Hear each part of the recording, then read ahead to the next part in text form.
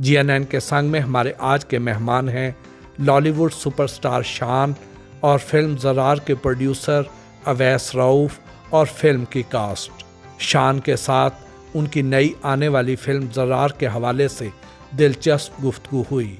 शान, कैसे हैं आप? बिल्कुल ठीक ठाक जी, आप सुनाएं। शुक्र अल्हम्दुलिल्लाह। शान, आपकी आने वाली फिल्म का नाज़रीन को बड़ी शिद्दत से इंतज़ार था, शुक्र है आ गई। बस ही वो एक तो कोरोना बीच में आ गया और जब कोरोना आ गया तो फिर कोई चीज़ बीच में नहीं आई। तो हम लोग तो 2 साल पहले 14 अगस्त को आने वाले थे, तो ड्यू टू कोरोना एक बहुत बड़ा गैप पड़ गया cinema industry and any tourism from everything.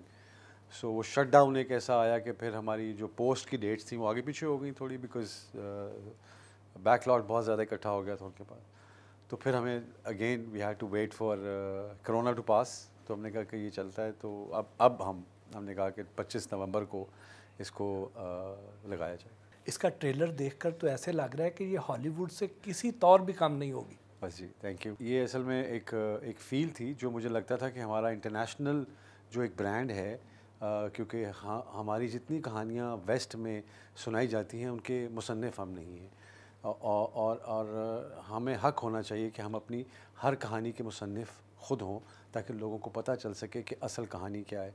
तो मुझे लगा कि वेस्ट में हमारा एक बहुत जो एक इमेज है उसके ऊपर भी ये काम होना चाहिए कि वेस्ट को ये रियलाइज़ होना चाहिए कि ईस्ट में जो प्रॉब्लम्स हैं उसमें 80% इश्यूज़ जो हैं वो वेस्ट के हैं।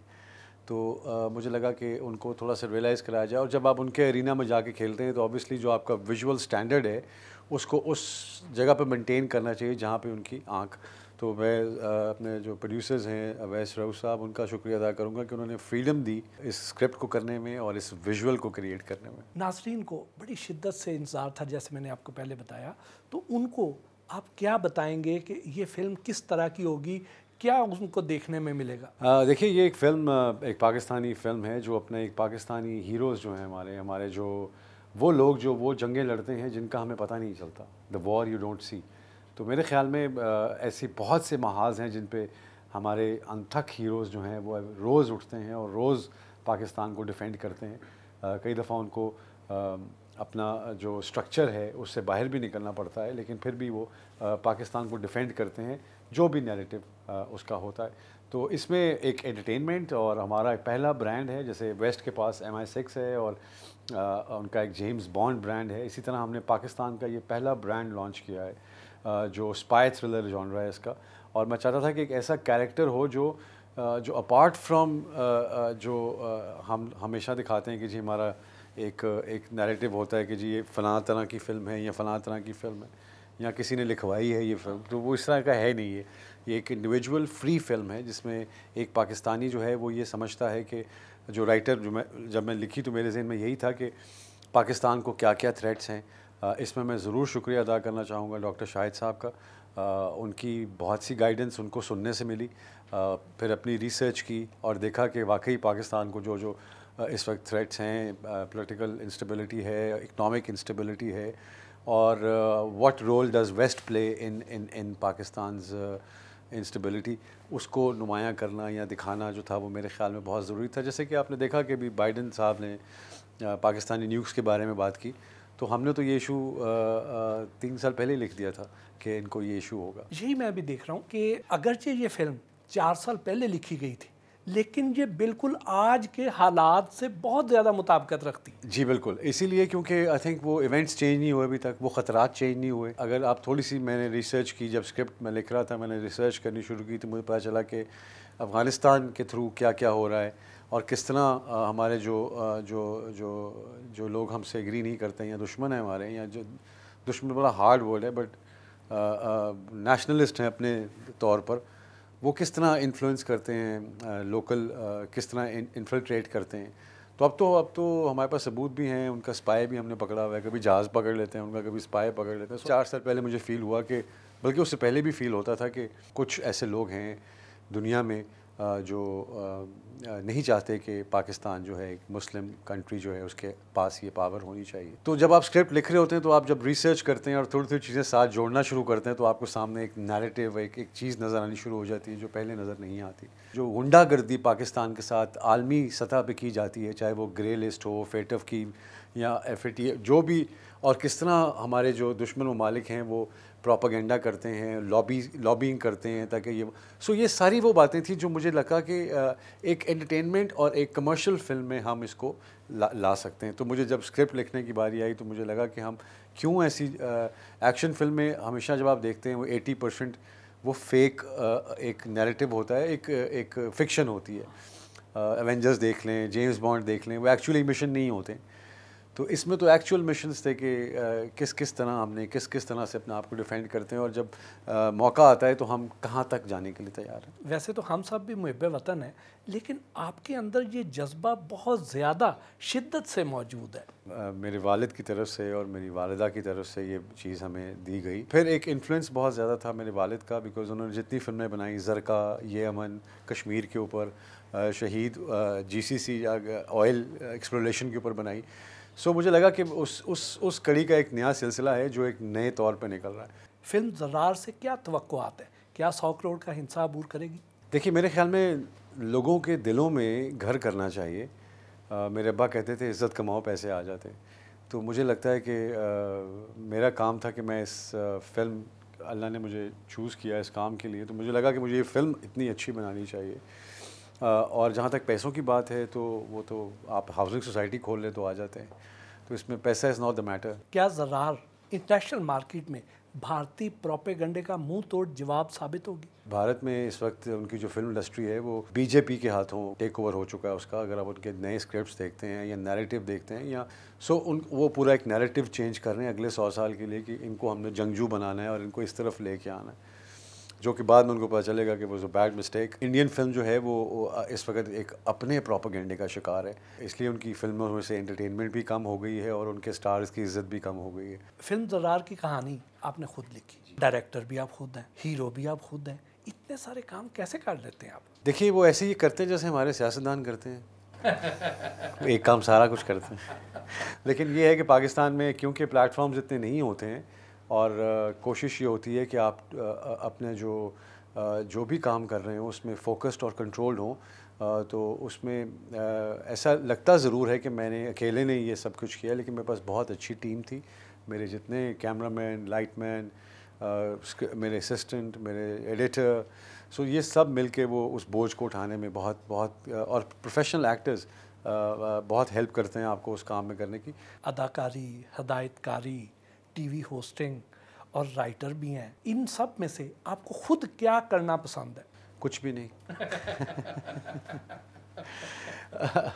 ये वो जिम्मेदारियां हैं जो इस ओहदे के साथ या इस नाम के साथ या इस इज़्ज़त के साथ, इस जेनेटिक वैल्यू के साथ आती हैं। तो वैसे अगर आप मुझे कहें तो मुझे आप बच्चों में छोड़ दें, मैं 10 साल में ही बैठा रहूँगा। I love my kids so much, I love my comfort zone. जहाँ तक अदाकारी का ताल्लुक है, it's the most beautiful feeling.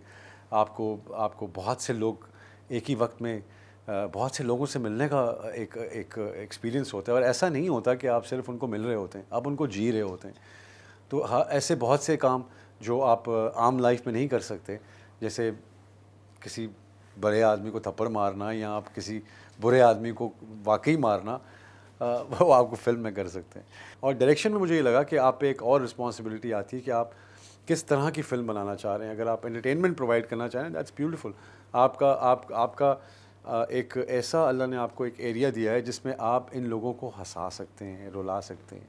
अवाम पिसी पड़ी है बिलों में और प्राइस हाइक में और इन सब चीज़ों में, तो आप 2 मिनट के लिए एंटरटेनमेंट का काम ये है कि वो आपके कंधों से पत्थर उठा के ज़मीन पे रखे, आपको पानी पिलाए, सांस दिलवाए, हंसाए और फिर आपको आपके सफ़र पर छोड़ दे।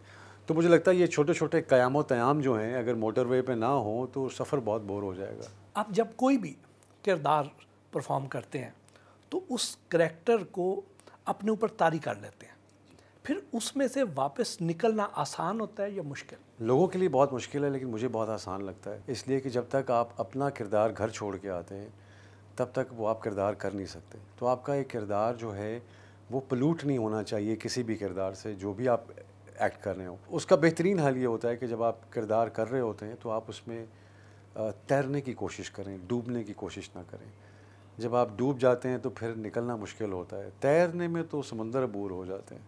वार, यलगार और अब ज़रार, ये सब फिल्में किसी खुफिया मिशन के इर्द गिर्द घूमती हैं, तो क्या इस तरह के जो किरदार हैं ये आपके अपने पसंदीदा हैं या किसी और वजह से आप इस तरह की मूवीज़ बनाते हैं? देखिए, दो जो पहली फिल्में आपने कही उन दोनों मैंने नहीं बनाई, वो तो मैं जस्ट एन एक्टर था उसमें।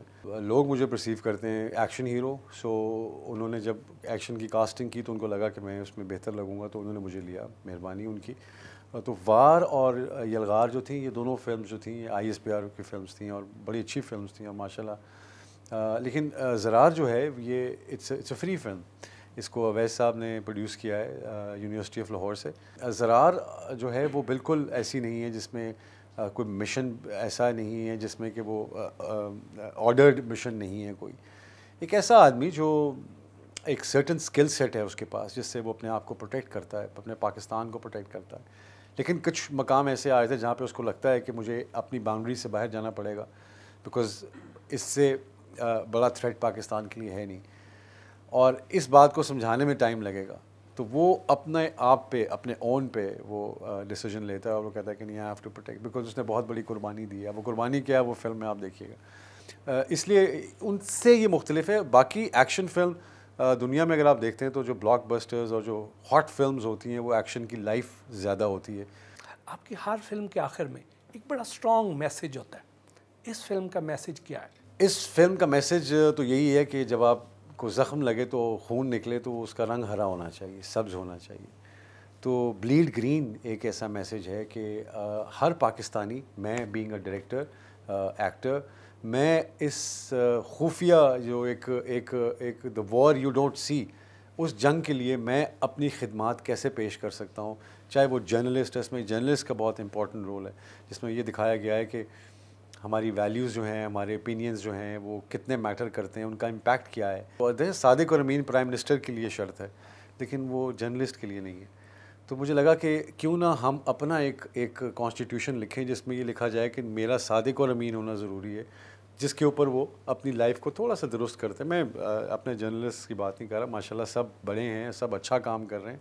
मैंने एक किरदार मुझे नज़र आया, क्योंकि सोसाइटी में तो बहुत से किरदार होते हैं, अच्छे भी होते हैं, बुरे भी होते हैं। तो मैंने एक बुरे को उठाया और उसका एक जर्नी दिखाया कि वो अपने आप को बेहतर कैसे कर सकता है। लोग आपको देखना चाहते हैं, लेकिन आपकी फिल्म बड़ी गैप के बाद आती है, क्या वजह है? एक एक्टर जो होता है वो एक स्क्रिप्ट का वेट करता है और देखता है कि वो कौन आ रही है, कहानी कौन सी आ रही है, फ़लाँ कौन सा आ रहा है। तो वो जो कराची की इंडस्ट्री है, उन्होंने एक स्ट्रक्चर्ड लोग हैं, उनके अपने हीरोज़ हैं, वो एक दूसरे को कहते रहते हैं आप बहुत अच्छे हैं, मतलब वो आप नंबर 1 हैं, नंबर 2 हैं, नंबर 3 हैं, नंबर जो बुरा है।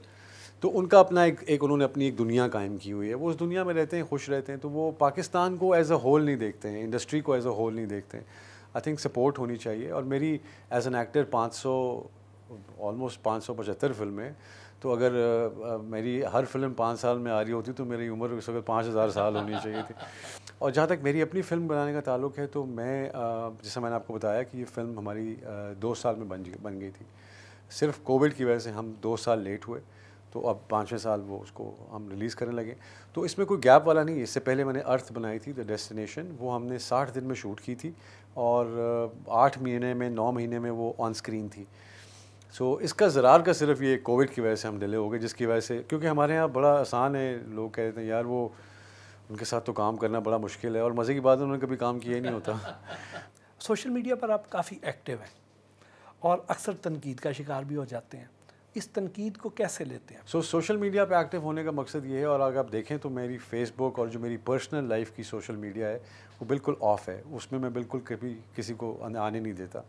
मैं अपने, मेरे बच्चे, मेरी लाइफ है, मेरी एक फैमिली, मेरे ख्याल में मैं ही वाहिद होऊंगा जिसने एक दिन जियो के साथ नहीं किया हुआ, बिकॉज़ मैं आपके साथ एक दिन नहीं गुजारना चाह रहा। कहने का मकसद ये है कि वो मेरी पर्सनल लाइफ है, मैं जैसा हूँ, जो हूँ, कैसे उठता हूँ, क्या करता हूँ, कोई तो किताब का वर्का ऐसा होना चाहिए जो ना पढ़ा हो। तो जहाँ तक सोशल मीडिया का ताल्लुक है, हाँ, बिकॉज एज अ पाकिस्तानी मेरा राइट है, I am a tax payer, I am a voter, और मुझे ये राइट है, मेरे पास हरा पासपोर्ट है, मुझे ये राइट है कि मैं अपना ओपिनियन पाकिस्तान की तामीर में किसी तरह भी पेश कर सकूं, चाहे मेरे फ़िल्म से हो, चाहे मेरे गुफ्तगू से हो, मेरी नाकस जो भी मैंने रिसर्च की है, चाहे नोम चॉम्स्की हो, चाहे पाकिस्तानी डॉक्टर शाहिद साहब हों और लोग हों, उनके साथ बैठ के उनको सुनना, उनको देखना, फिर अपनी प्यास, अपनी भूख पे उसकी रिसर्च करना, और ओपिनियन क्रिएट करना उसके ऊपर। क्या आप मुझसे इत्तेफाक करते हैं कि लाहौर की फ़िल्म इंडस्ट्री तकरीबन ख़त्म ही हो चुकी है? नहीं, बिल्कुल ऐसे नहीं है मेरे ख़्याल में। शिकार तो है, शिकारी नहीं है।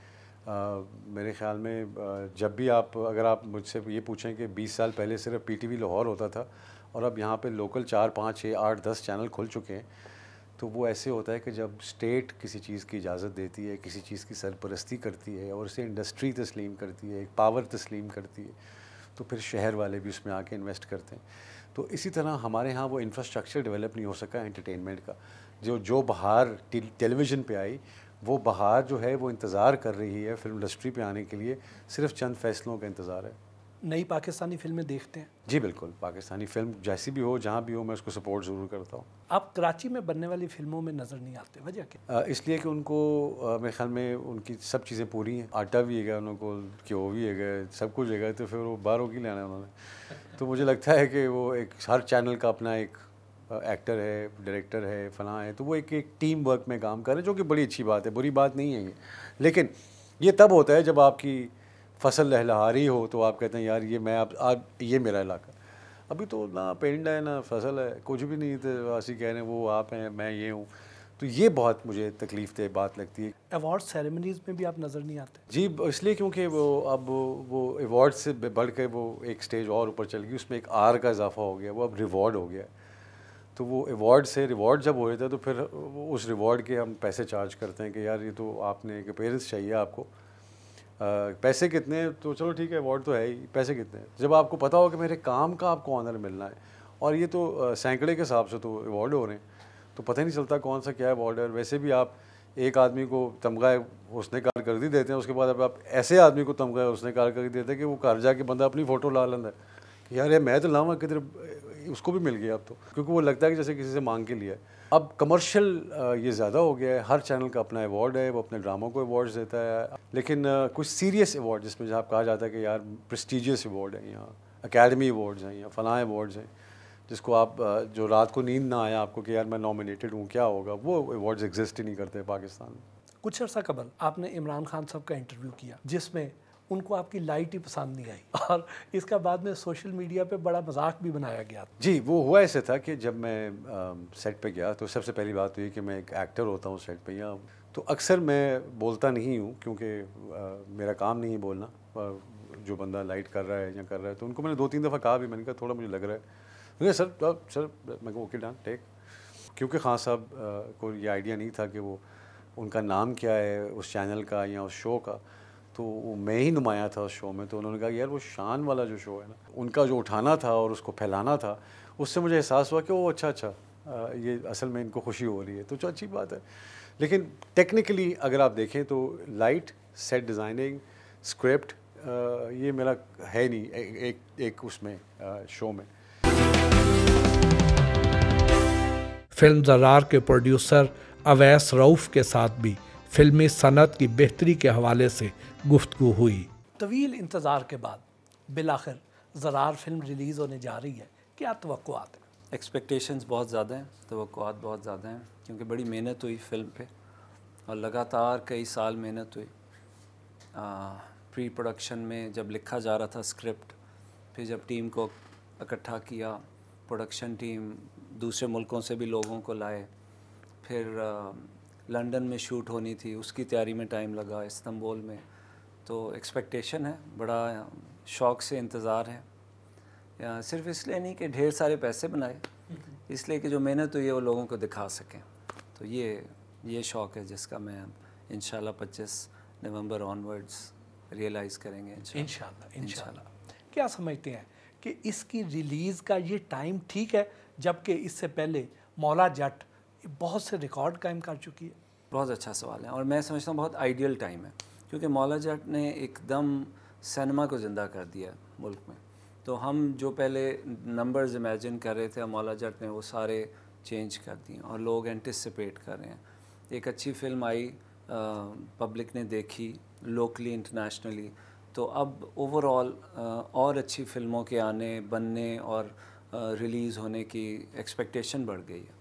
तो मुझे बड़ी खुशी है और मैं समझता हूँ बड़ा अच्छा टाइम है। पाकिस्तान में सिनेमा कल्चर बहुत कम हो गया है, तो ऐसे में इतने ह्यूज बजट वाली फिल्म बनाने के लिए हौसला कैसे पैदा किया? एक अच्छी फिल्म बनाने का फ़ैसला किया था, बजट शुरू में सोचा नहीं था, तो जब उसको बनाने निकले और मुख्तलिफ़ मुल्कों में शूट किया, जैसे इस फिल्म की टोटल जो कैमरामैन और उसकी टीम है वो बाहर से आई, हमें फ़ील हुआ कि अच्छे कैमरामैन लाने पड़ेंगे मुल्क में, तो वो प्रोडक्शन कॉस्ट आहिस्ता आहिस्ता अच्छा काम करने के चक्कर में बढ़ती चली गई।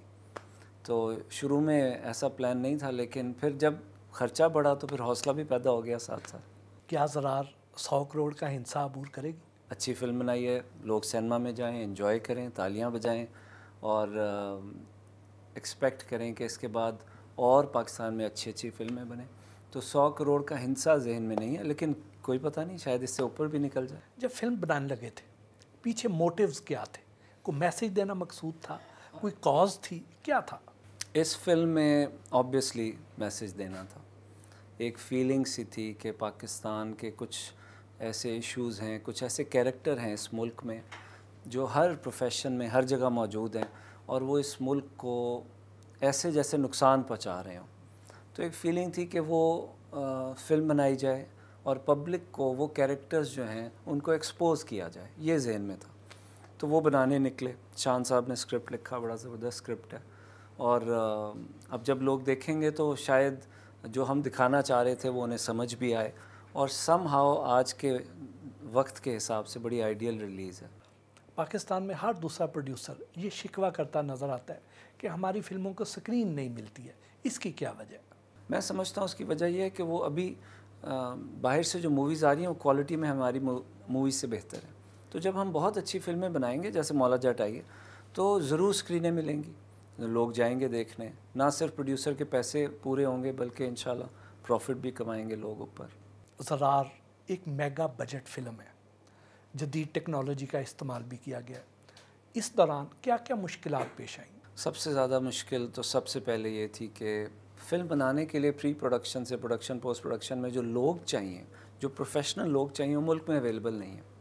जो गैप आया फिल्म इंडस्ट्री का बीच में 25-30 साल का, उससे वो प्रोफेशन तकरीबन डिप्लीट हो गए। तो हमें वो लोग जो चाहिए थे फिल्म बनाने के लिए वो अवेलेबल नहीं होते थे। तो स्क्रिप्ट राइटिंग से लेके और कैमरा चलाने से लेके लाइटिंग एक्सपर्ट्स, बहुत सारे लोग फिर इस दफ़ा हम बाहर से लाए। उनको लाना, पाकिस्तान लेकर आना, उनको मनाना, फिर अफोर्ड भी करना, ये सारे मामलात थे जिसने बहुत टाइम भी लिया, मुश्किलात भी हुई। कुछ कैरेक्टर्स, कुछ प्रोफेशनल जो अवेलेबल थे शुरू में, जब फिल्म लंबी हुई तो फिर वो उनकी अवेलेबिलिटी मुश्किल हुई, लेकिन अल्टीमेटली टीम लगी रही, एफ़र्ट्स की, और अल्हम्दुलिल्लाह अब फिल्म कंप्लीट है, इंशाल्लाह रिलीज़ के लिए तैयार है। मुख्तलिफ महकमों का किरदार कैसा रहा? ताउन मिला या मुश्किलात आईं? ताउन मिला, हर जगह ताउन मिला। आप देखें कि जब लंदन में भी शूट हुआ तो वहाँ भी इदारे थे जिनके अप्रूवल्स चाहिए थी और हर चीज़। इसी तरह इस्तांबुल में, तो हर जगह बड़ी सपोर्ट मिली, और अल्हम्दुलिल्लाह मैं नहीं समझता कि जहाँ से सपोर्ट मिलनी चाहिए थी वो अवेलेबल नहीं हुई हमें। तो we have been very well supported. Film की रिलीज़ कई बार मुअख्खर हुई, सरमाया डूबने का खदशा तो हुआ होगा? खदशा नहीं हुआ। जब भी इस फिल्म की रिलीज़ मुअख्खर हुई तो हमें मौका मिला कि फ़र्दर उसको इम्प्रूव कर लें, तो फ़िक्र नहीं थी, क्योंकि था कि अच्छा प्रोडक्ट बना रहे हैं, अच्छी मेहनत कर रहे हैं, तो इंशाल्लाह जब भी रिलीज़ होगी तो पजीराई मिलेगी। ज़रार के अलावा और किन प्रोजेक्ट्स पर काम कर रहे हैं? अभी 2-3 स्क्रिप्ट्स के ऊपर वर्किंग जारी है। इंशाल्लाह जैसी ये रिलीज़ होती है उसके बाद हम फिर से उन पे काम शुरू करेंगे। तो तकरीबन 2 से 3 स्क्रिप्ट्स पे काम हो रहा है इस वक्त।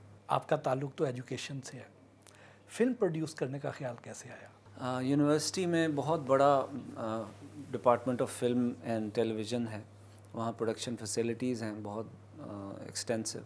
तो जब हमने वो इक्विपमेंट और चीज़ें प्रोवाइड की तो वहीं से ख्याल आया कि हम ये काम ख़ुद क्यों ना करें। तो ये ज़रार का बेसिकली आइडिया यहाँ से जनरेट हुआ।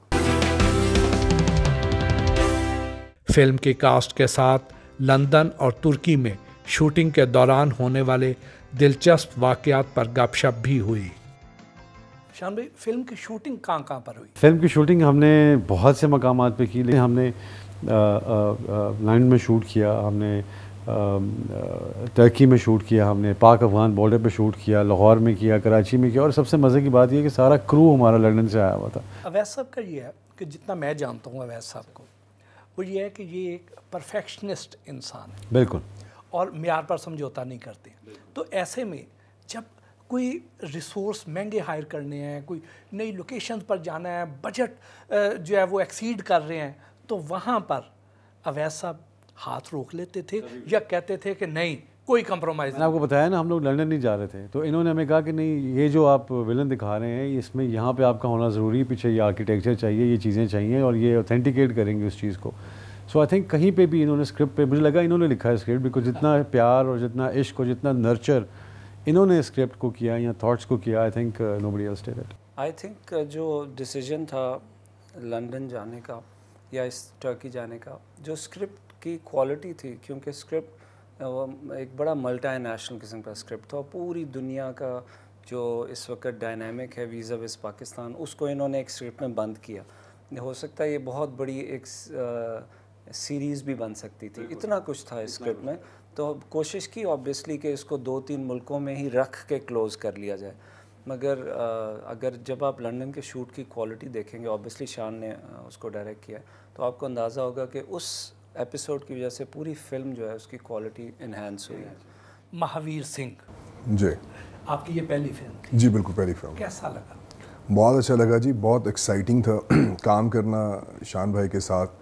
और उससे पहले ऑब्वियसली अवैस भाई has trusted on me to get into the project, and Shan भाई obviously has given me the opportunity.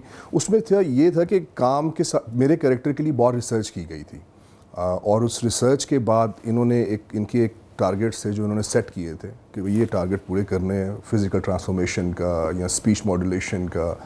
तो वो सारी वर्कशॉप फिर उन्होंने साथ साथ कंटिन्यू किया, तो उसमें बहुत सारी लर्निंग भी हुई है। और मैं समझता हूँ कि ये ऐसे ही है जैसे PhD आपने क्रैश कोर्स में कर ली हो। इन्होंने खुद बहुत पैशनेटली उसको किया, और बड़ा इंपॉर्टेंट रोल था, बिकॉज वो जितने विलन्स हैं वो उनमें जो एक तो प्लानिंग वाले विलन हैं, एक एग्जीक्यूशन वाले विलन हैं। तो एग्जीक्यूशन वाले विलन जो हैं वो बहुत फिजिकल हैं, तो आई थिंक इनको क्राव मगाओ एक आर्ट है फाइट का, वो सीखनी पड़ा। फायरिंग कैसे करनी है, जहाज़ से छलांग कैसे लगानी, बिल्डिंगों से छलांगें कैसे लगानी। सो वो बीच में बट भी हैं, थोड़े डर भी जाते थे कि 6वें फ्लोर से नीचे आना, तो वो 8 रस्सियाँ हमने एक्स्ट्रा बांधनी पड़ी हैं मैं इनको कि नीचे खाने का लालच दे। अदनान आज जिस कैरेक्टर में एक्चुअली आज हैं, ये वो कैरेक्टर था जो इनको दिया गया, ये एक्चुअली लिव्स इट नाउ। हाँ, अब ये हैं, हमको नॉर्मली भी महावीर कहते हैं, मजाक भी उड़ाते हैं। ये वो बन गए, वो इतना स्ट्रॉन्ग कैरेक्टर था जो किसी ने लिखा और उसको डायरेक्ट किया, and this person actually lives it now. आप इसमें कई नए एक्टर्स एक्ट्रेसेस देखेंगे जो नए हैं अदरवाइज सिनेमा स्क्रीन के लिए। इतनी अच्छी एक्टिंग है, जैसे किरण की एक्टिंग आप जब देखेंगे, अमेजिंग। आपको लगेगा कि यार ये शायद बहुत ही बड़े अरसे से मूवीज़ में ऑलरेडी एक्ट कर रही हैं। तो ये एक बल्कि नदीम साहब तो सेट पे थे, हम एक सीन कर रहे थे, तो नदीम साहब ने मुझे कहा कि तुम गलत कह रहे हो, ये लड़की पहले एक्टिंग करती रही है। मैंने कहा सर ये आज तक नहीं की। अदनान जो हैं वो, उन्होंने जब मुझे याद है हम अक्सर एक्शन सीन्स करते थे, और ये सेट पे ही एक्सरसाइज भी कर रहे होते थे, और इन्होंने अपने साथ वो डंबल शंबल रखे होते थे। कई जगह ऐसी थी जहाँ पे काफ़ी डेंजरस था हमारा शूट करना। वो क्या वाकया था? नहीं, वो वाकया ऐसे कहीं था वो, तो खैर, लेकिन उसमें इन्होंने कुछ टारगेट्स रखे थे। मतलब शुरू में इन्होंने मुझे एक्वा ट्रेनिंग बहुत करवाई है। वो ये एंकलेट्स पे ना के कुछ 10-10 किलो की मेरी ट्रेनिंग नहीं थी, वो एक कोशिश थी। पाँव में बाहर पानी में क्या कर रहा के अंदर इन्होंने मुझे एक दफा में ही जान छूट गई। महावीर का कैरेक्टर था, नफरत तो थी हम सारों को ऑब्वियसली, तो उस चक्कर में थे कि हम ये फिल्म के दौरान ही जान छूट जाए एंड तक जो है ना वो हो बड़ा जाए। इंटरेस्टिंग आपको इस पूरी मूवी का जो कि बड़ा इम्पोर्टेंट है कि जब सॉन्ग्स फाइनल हो रहे थे, तो शान डिसाइडेड कि उसमें से कुछ हम अगर टॉप सिंगर से कराएं, और ऑब्वियसली टॉप सिंगर से काम करवाना आसान नहीं है, उनसे उनकी मर्ज़ी का काम कराना तो शायद आसान हो, अपनी मर्ज़ी का काम बहुत मुश्किल। तो ज़रार के अंदर जो थीम सॉन्ग बनना था, और तो आई रियली अप्रिशिएट शान ने एक इंडिविजुअल के साथ जाके टाइम लगाया, और जो गाने लिखे गए फिर जब प्रोड्यूस हुए और किसी हद तक मैं समझता हूँ कि वो क्वालिटी के आई और वो स्क्रिप्ट से आई। आप गानों को देखेंगे कि वो रैंडम गाने नहीं हैं, वो एक्चुअली स्क्रिप्ट से सब निकला। तो ये I think it was a process in which everybody was trying to show their excellence. उस प्रोसेस में एक चीज़ निकली है जो खूबसूरत चीज़ है, उसका हर मिनट आपको लगेगा ये किसी एक ऑब्जेक्टिव के ऊपर चल रहा है। एक्चुअली दूसरी बात शान ये भी थी कि आपने स्क्रिप्ट लिखा, लिखने वाला समझेगा कि 2022 में जून में लिखा, इस हद तक हाँ जून में लिखा, और फिल्म को जुलाई अगस्त सितंबर में प्रोड्यूस कर दिया और अक्टूबर के अंदर पोस्ट प्रोडक्शन करके अब नवंबर में लगाने लगे। तो मैं जब उसको देखता हूँ, अब जब फिनिश हुई तो सिनेमा में बैठ के हमने देखी, मैं घबरा सा गया। मैंने कहा ये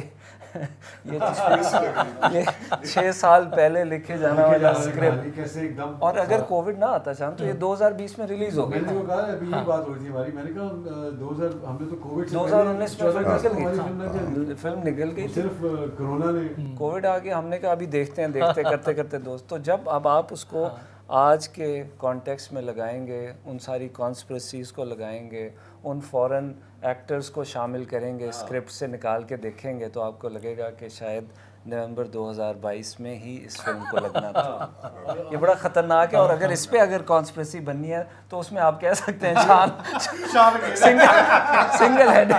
सिंगल हैंडेडली शामिल है, मैं उसमें शामिल हूँ, मैं इंस्पिरेशन। और दूसरा भट्ट साहब का बड़ा अच्छा है, माशाल्लाह कश्मीरी हैं। तो जब ये डाइट पे थे, हम लंदन में थे, तो फर्स्ट डे हम लोग जब शूट पे जाने लगे तो हम लोग ग्रोसरी शॉपिंग गए। हमने कहा यार हर बंदा अपनी अपनी पसंद की ना, तो भट्ट साहब ने वहाँ पे वो चिक पीस का डब्बे 2-3 कि मैंने सिर्फ ये खाना है, इस डाइट पे रहना है। और जिस दिन हम वापस आए ना, सिर्फ वो डब्बे किसी ने नहीं छेड़े थे, क्योंकि भट्ट साहब ने बाकी हर चीज़ खाती, वो नहीं खाता सिर्फ। यानी भट्ट साहब की बड़ी कुर्बानियाँ हैं इस फिल्म, कुर्बानियाँ जनाब, बड़ी कुर्बानियाँ हैं भी, और वो कुर्बानियाँ ये खा भी गए। नहीं, लेकिन इसमें मौसम भाई ये तो पॉलिटिकल सारा, लेकिन इसके अंदर बहुत सारे कलर्स हैं, बड़ा ज़बरदस्त एक्शन है फिल्म के अंदर। इसमें जो टीम हमने हायर किया है वो टेकन 2 वाली टीम है, जो टेकन 2 जिन्होंने एक्शन उसका सारा एक्शन किया, कोरियोग्राफ किया। और तो एक एक्चुअल वो आदमी है जो महावीर के नाम से पहचाना जाता है, और वो करता भी है, मतलब फ्रंट मैन भी है इंडिया का, और तो नान ने भी मुझे कहा सर ये तो बहुत ज़्यादा वो लग रहा है, मैं तो इंटरनेशनली ट्रैवल भी करना होता है और ये करना। मैंने कहा बस ये एंड है, एक ये और एक शफ़क़त चीमा, इन दोनों को, इसके बाद कुछ नहीं मिलना, खत्म। अच्छा, इस फिल्म में अगर देखा जाए जितनी आपकी मजबूत बॉडी है, लेकिन आप शान साहब से मार खा रहे हैं सर। इन्होंने पूरा देखे ना, वो एंड में तो पाकिस्तानी बहुत सारे सीन काट दिए उन्होंने, मारने की बड़ी कोशिश की, लेकिन at the end of the day hero ने ऑब्वियसली सर्वाइव करना था। और दूसरा जो एक मैं फर्ज बनता था, एक जो इसमें जितने भी कैरेक्टर्स आपको नज़र आएंगे ना, वो हकीकत से लिए गए कैरेक्टर्स हैं। जिस हम जब किरण का रोल कर रहे थे डिज़ाइन, तो हमने जर्नलिज्म, एक जर्नलिस्ट और मीडिया को हमने एक तरह से हमने कहा था कि हम इनके ऊपर भी बात करें। वो अगेन बहुत बड़ा डिसीजन था, हाँ बहुत आपके सामने वो, तो वो भी वैस वाज काइंड इनफ कि इन्होंने हमें उसमें कई डायलॉग्स ऐसे हैं जो मतलब आपको वो रियलिटी बेस्ड लगते हैं। एक बड़ी पॉलिटिकल सी मेरे हिसाब में डिसीजन था, मगर राइट डिसीजन था आज के साथ। आप देख सकते हैं जो इश्यूज हुए, हमारे दोस्त they have lost their lives also in the past. हाँ, तो उससे हाईलाइट करने का मुझे फील हुआ कि फ़ायदा ये होगा कि लोगों को उस इंडस्ट्री में एक फीलिंग सी फर्दर आएगी, आई भी है फीलिंग कि they need probably to sacrifice as much as anybody, which is what happened in the film as well. यानी कि अगर हमारे एंकर्स, मीडिया पर्सन्स, जर्नलिस्ट, उनकी भी लाइफ एट स्टेक है while they are trying to do something good, बिल्कुल, something right for the, और responsibility उनकी कितनी इंपॉर्टेंट है। ये बड़ा आप इंजॉय करेंगे उसमें थोड़ा सा हमने आपको बुरा भला भी कहा शुरू में, बाद में कवर किया ऑब्वियसली। ये तो नहीं हो सकता था सिर्फ बुरा भला कह के छोड़ देते तो रगड़ा लगता रहता हमारा। अदनान का भी ये था कि थोड़ा सा, क्योंकि ये ज़्यादातर बाहर रहे हैं, तो इनका अंग्रेज़ी का जो तलफ़ुज़ है और उर्दू का जो तलफ़ुज़ है उस पर इन्होंने बड़ा काम किया, इनको उर्दू बोलने में और अपनी लैंग्वेज को, और हल्का सा एक हिंदी का टच देना, और पहले एक्टर को इतना मुश्किल में डाल देना कि आप उसको हल्का सा हिंदी का टच भी दे रहे हैं, उर्दू भी कर रहे हैं, और उसकी एक लैंग्वेज नहीं है, उस पर आप बताओ ना क्या आपकी वर्किंग की? उस पर मेनली तो इन्होंने मुझे वीडियोस भेजी थी ये चेक करने के लिए, फिर काफ़ी ज़्यादा जो स्पीच मॉड्यूलेशन थी वो कॉन्स्टेंटली की है। ये एक ऑनगोइंग प्रोसेस था जो मेरे ख्याल में कि हर सीन से पहले एक वर्कशॉप देते थे, उसको फिर मैं घंटा 2 घंटा पढ़ता था, प्रैक्टिस करता था, and then obviously I think सबसे मुश्किल काम था कि अदनान बेसिकली अच्छा आदमी है, हाँ, दिल का इसको एक बुरा कैरेक्टर बनाना था, एक बुरा इंसान बनाना था ना, तो उसमें बड़े काफ़ी अरसा लगा, टाइम लगा। यानी आप कहना चाह रहे हैं कि जब ये फिल्म ख़त्म होगी तो लोग भट्ट साहब को गालियाँ दे रहे होंगे?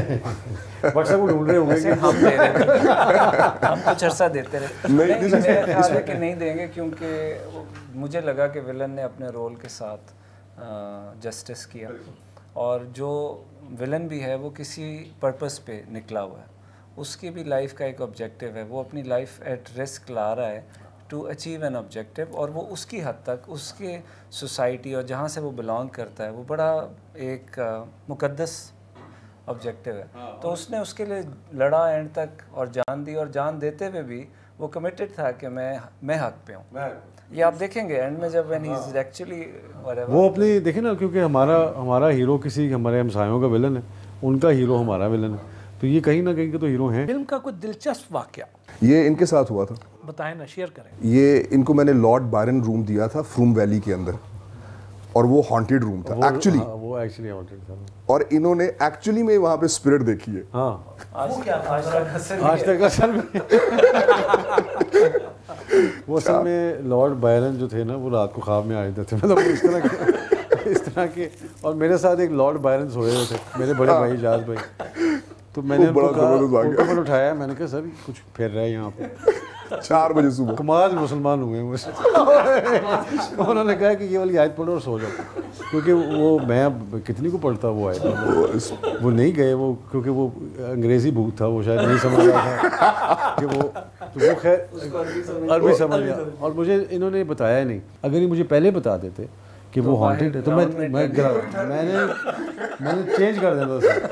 ये इन्होंने कभी नहीं ठहरा था, इन्होंने लड़ने चले जाना। वो एक टूरिस्ट साइट बन गई थी कि वहाँ पे एक lady of the seller, lady of the seller फिरती है वहाँ पे, ये एक मुझे तो पता और उसी रूम में मुझे तो लोकेशन वाइज तो मुझे वो कासल और उसकी जो एक ग्रैंडियोर था, और जो ऊपर हेलीकॉप्टर्स और नीचे गाड़ियाँ और कुछ 200 बंदा और एक्शन सीक्वेंस, मैं तो उसमें मेस्मराइज था कि यार ये कमाल हो रहा है। तो वो तो रात को इशू शुरू होता था, वो तो हर बंदा नॉर्मल था, सिर्फ मैं पूछ रहा था हर एक से, यार ये मेरे साथ हुआ है, तुम्हारे साथ हुआ है, वो मुझे पता था इस चीज़ का। हाँ, तो लेडी ऑफ द सेलर थी, उसने भी देख के पीछे पड़ तो वो बस ये एक बड़ा उसमें इंसिडेंट हुआ। उसके अलावा हम लोग जब प्रॉपर लंदन में शूट कर रहे थे और कार एक्शन सीक्वेंस कर रहे थे, तो वहाँ पे आपको पता है कि वो एक बिग बैंग के सामने हम लोग काफ़ी हमने एक्शन किया, तो वो आहिस्ता आहिस्ता लोग वहाँ पे हो रहे थे कि ये क्या हो रहा है और फलां क्या हो रहा है, तो हमने कहा कि ये ना हो कि कहीं बिल्कुल ही ये हमें, तो वो आगे थे ना वहाँ पे MI5 और even in the car chess, क्योंकि वी वर बोथ, हम लोग खुद चला रहे थे गाड़ियाँ और कैमरास लगे हुए थे। जब आपका इक्विपमेंट पूरा लगा होता है, समझ लें कि गाड़ी की इस तरफ भी 6 फुट और गाड़ी की इस तरफ भी 6 फुट आपने जगह एम्प्टी रखनी, बिकॉज दोनों कार माउंट्स उसके पर लगे हुए हैं। फिर तीसरी गाड़ी में 4 कैमरा शूट करना एक टाइम पे विद, अगर ड्रोन डाल लेते हैं तो 5 कैमरा शूट है। इसके जितने एक्शन सीक्वेंसेस हैं उसमें हमने 3 से 4 कैमराज यूज़ किए, एक पूरी टीम यूज़ की है। एक जहाज़ का सीक्वेंस है वो, उसमें जहाँ एयरपोर्ट पे हम लोग एक्शन से, और टर्की में आप टर्की के एयरपोर्ट पे आप फरारियाँ भगा रहे हैं और गोलियाँ चला रहे हैं, ये बहुत मुश्किल है परमिशन, क्योंकि टर्की लाहौर का एयरपोर्ट तो असी कह सकते हैं कि इसमें भाजी तरह शूटिंग करनी, टर्की के एयरपोर्ट तो ना उनको लैंग्वेज आती ना कुछ आता है। बॉस्फोरस का पूरा ब्रिज क्लोज करवा दिया, मेन उनका लिंक है, तो वो बड़ा फैसिलिटेट करके दिया है उसमें। बड़ी चीज़ों से, बड़ी लोगों से इकट्ठा करके हमने इसको एक पूरा एक डेवलप किया, और एक ऐसे उसमें एक्शन सीक्वेंस में ये भी गाड़ी खुद चला रहा था, मैं भी खुद चला रहा था, वो गाड़ी को टकराना और उसका उड़ना और चीज़ों का फटना और वो उनका फायरिंग करना चलती गाड़ी पे। सो वो for the Turkish people it was also a surprise कि ये इतना क्या हो रहा है, इतना धमाके क्यों हो रहे हैं, कोई अल्लाह ना करे कोई प्रॉब्लम ना हो गई हो। वो 7 सीरीज़ आपने टोटल कर दी थी। हाँ, तो वो एक उसको मैंने अवैस को मैंने कहा कि यार वो हमें ना ये गाड़ियाँ चाहिए, तो मैंने कहा हाँ ले लें, अब इससे आगे मैंने नहीं बताया कि उसका साथ करना क्या हमने गाड़ी के साथ। वो नई 7 सीरीज़ थी, उसको हमने फिर उसका वो हाल किया कि वो पुरानी कीमत पर भी लेने के लिए तैयार है। लेकिन वो I think the overall film के लिए वो इम्पैक्ट क्रिएट होना, बट साहब को उसमें टैक्सी मिली है मुझे। टैक्सी नहीं, मुझे टैक्सी भागते हुए गया वो भी यार, वो टैक्सी भी मतलब साइज छोटा था उसका आप उसे फिल्म में देखें और वो फायर हो गई थी, बाहर गिर रहे हैं, बाहर गया। बट साहब वो छोटी टैक्सी में, अब पीली टैक्सी वो फंस गई, फिर एंड में फंस गए वो उसके अंदर से ना, बड़ा तो मुश्किल से बाहर निकाला। बहुत सारे मोमेंट्स ऐसे कि जो हम सेट पे हम बड़े मुश्किल से हंसी उसमें मुझे ये पता था कि स्टंट डबल नहीं मिल रहा था मेरा, तो मुझे अंदाजा ऐसा बंदा ही नहीं मिल रहा था। तो मुझे पूरे तुर्की में ढूंढा इस तरह का बंदा, मुझे एक अंदाजा दो मिले थे लेकिन वो जेल में थे। उन्होंने कहा कि इनको किस तरह हम हाउ डू वी, फिर हमने कहा कि भट्ट साहब स्टंट डबल नहीं है, अब मुझे अंदाजा था कि इन्होंने आपको सारे माइंड बनाया स्टंट खुद हुआ। करने। तो लास्ट मिनट पे मुझे एजाज भाई ने आया कहा कि तू ऐसा कर, दौड़ लगा के आ जा। तो मैंने कोई ब्लॉक की पहले वार्म अप किया, क्योंकि मुझे पता था लास्ट मिनट पे उन्होंने कह रहा है कि तुम चले जाओ ऊपर। तो 9th स्टोरी से वायर करके तो इन्होंने मुझे लगा दिया, लॉन्ग शॉट पे जंप करवाया, फिर उसके बाद मिड शॉट पे और वो नवंबर का टाइम था, मतलब उसमें वो इस्तांबुल में आपको में। याद है कि जो नीचे भी गाड़ियां खड़ी हुई थी, जी जी, उसके ऊपर उनकी सबकी हमने विंड स्क्रीन्स सब और तोड़ दी थी, वो ब्लास्टर्स लगाए हुए थे। देयर वर लाइक 40 कार्स, जिसमें एक ही टाइम पे हमने सारा ब्लास्ट उसको करवाया। और फिर ये सारा अरेंजमेंट करना, देखिए लाहौर में, पाकिस्तान में तो बहुत आसान होता है, ये फ़ोन कर देंगे किसी को। मैं टर्की जहाँ पे बहुत कम अप्रोच होती है और बहुत कम इतने बड़े लेवल पे आप, अब वो जब हम वहाँ पे कर रहे थे हाया सोफिया, हमने जब हाया सोफिया जी, सुल्तान अहमद का जो किया है, तो वो हमने पूरा, हम जब गए तो वो उन्होंने खाली करा लिया। वो ऐसे लगा जैसे उन्होंने लाहौर की अरेंजमेंट ही बिल्कुल ऐसे लगा हम किले में शूट कर रहे हैं कि इतनी हमें फैसिलिटीज़ हैं और इतना ओपनली शूट कर रहे हैं कि उन्होंने एक टाइम पे आके वो क्लोज कर दिया। अब तो इतना इश्तियाक बढ़ गया है कि अब मज़ीद रुका नहीं जा रहा, तो अब इंशाल्लाह सिनेमा में जाके ज़रूर जी, 25 नवंबर 25 आप आइए ज़रूर, सी द फिल्म। 24 को हम लोग प्रीमियर करेंगे एट द क्यू सिनेमाज। इंशाल्लाह you are all most welcome to come. इंशाल्लाह। Thank you very much, thank you.